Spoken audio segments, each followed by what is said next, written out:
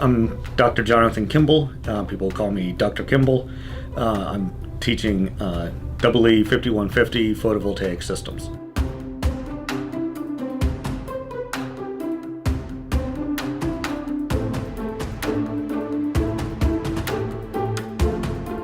This isn't a certification course in being a PV system designer or installer or anything, but it should provide the fundamental knowledge that you need to become a certified PV designer, or to work with people who are designing PV systems. For example, if you're designing the electrical system for a building, somebody says, hey, we ought to have a PV system here.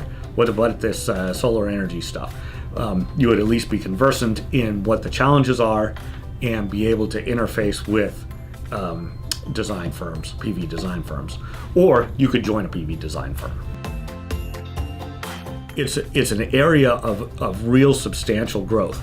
It's kind of gone from the first there was kind of the lab prototype kind of systems, and then the niche applications, the cabin in the woods and things like that. Now it's mainstream, to the point where it's a substantial industry that people talk about in the news as an industry, as opposed to just a pie in the sky idea. And so it's time for people leaving this university to be ready to engage that industry. The first portion of the course is the device physics kind of perspective. What's the spectrum of light from the sun, and when a photon hits a PV cell, why does it generate electricity? And then from there move into the particular materials that we use, the silicon, the gallium arsenide, and the other materials that are used in fabricating a PV cell. The next section of the course is about the key components in a complete PV system. So there's the panel, but then there's also the wiring, the inverter, there's batteries in a lot of systems, not always, but in a lot. We talk some about lighting, because one of the major applications of PV systems is in lighting, remote lighting. And then we talk more of the system perspective. How do you size things? How do you make sure that you have enough energy if it's an islanded system? The very end of the semester, you do a project, and that project is basically a design of a complete PV system. So you're given a requirement like a cabin in the woods, or a house in downtown Phoenix, or some application like that. I'll have a list of several that you can choose. You pick one and you design a complete PV system for it. That's typically a group project, but on group projects for distance students, I will allow an individual if they can't make a good connection with students here on campus. If people want to connect to the lecture live and ask questions or what have you, that's fine, but it's not expected or required.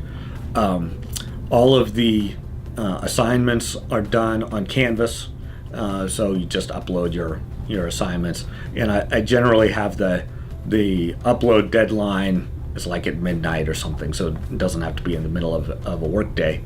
There will be 2 exams in this course, and for those we're using Proctoring.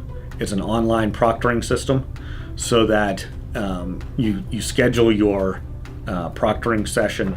I give like a 36-hour window that you can schedule it within, and so you can do that kind of at your convenience.